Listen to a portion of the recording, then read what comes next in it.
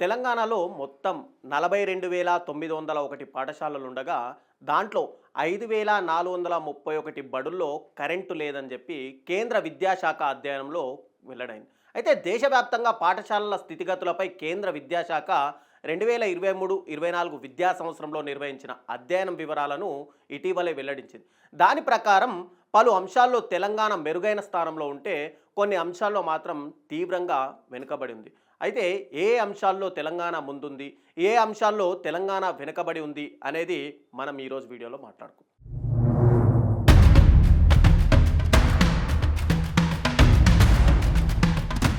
రాష్ట్రంలో అసలు విద్యుత్ సౌకర్యమే లేని బడుల సంఖ్య 2065, అంటే దాదాపుగా 4.81% ఉంటే కరెంట్ కనెక్షన్ ఉన్నా సరే విద్యుత్ లేని బడుల సంఖ్య 3,366 ఉంది.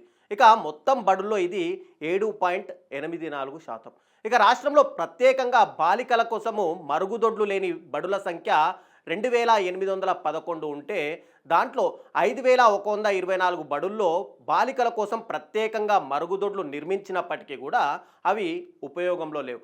అలాగే మొత్తం 6,459 పాఠశాలల్లో బాలుర కోసం సపరేట్గా మరుగుదొడ్లే లేని పరిస్థితి ఉంది. ఇక రాష్ట్రంలోని 42,901 బడులకు గాను 33,434 స్కూళ్లలో కంప్యూటర్ వసతి ఉంటే 9,467 పాఠశాలలు, అంటే మొత్తంగా దీని శాతానికి చూసుకుంటే 22.06%కి కంప్యూటర్ వసతి లేని పాఠశాలలు ఉన్నాయి. 25,787 బడుల్లో, అంటే 60.1% పాఠశాలల్లో ఇంటర్నెట్ సౌకర్యం కూడా లేదు.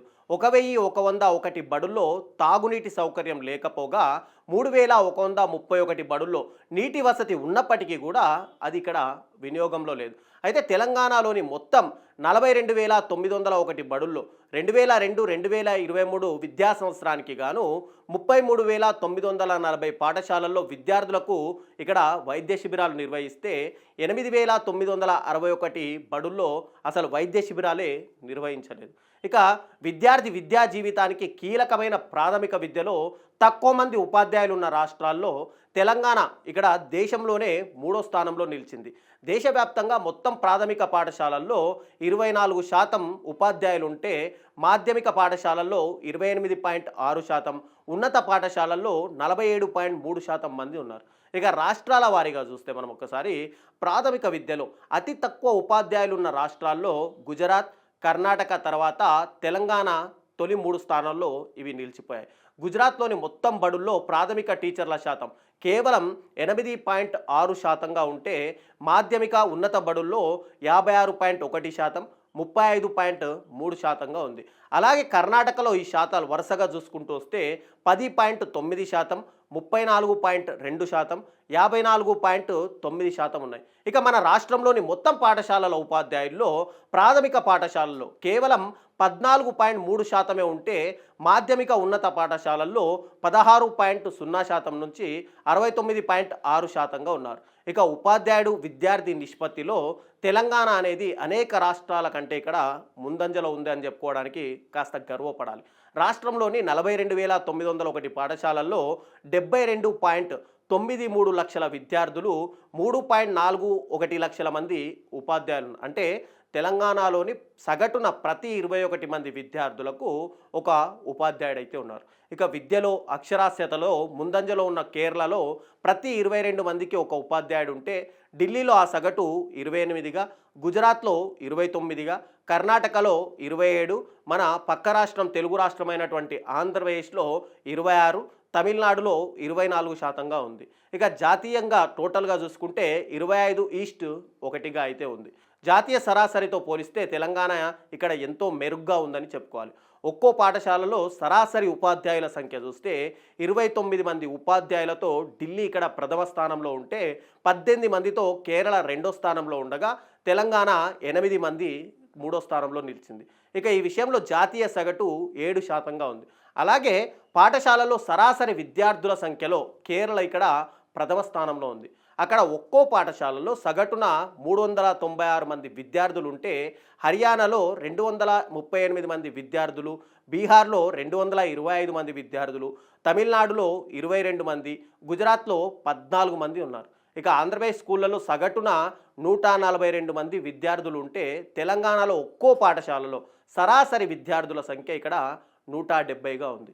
ఇక 2023-24 విద్యా సంవత్సరంలో ఒక్క విద్యార్థి కూడా చేరని పాఠశాలల సంఖ్యలో పశ్చిమ బెంగాల్ ఇక్కడ అగ్రస్థానంలో ఉంది. అక్కడ 3254 బడుల్లో ఒక్క విద్యార్థి కూడా చేరలేదు. తర్వాత 2167తో రాజస్థాన్ రెండో స్థానంలో ఉంటే 2097తో తెలంగాణ మూడో స్థానంలో నుంచి, అంటే 2097 స్కూళ్ళలో ఒక్క విద్యార్థి కూడా చేరలేదు. అంటే రాష్ట్రంలోని 2097 బడుల్లో 2023-24 విద్యా సంవత్సరంలో ఒక్క విద్యార్థి కూడా చేరలేదు అనేది మనం గుర్తు చేసుకోవాలి. అలాగే తెలంగాణలో ఏకోపాధ్యాయ పాఠశాల, అంటే ఒకడే ఉపాధ్యాయుడు ఉన్న పాఠశాలలు రాష్ట్ర వ్యాప్తంగా 5985 ఉన్నాయి.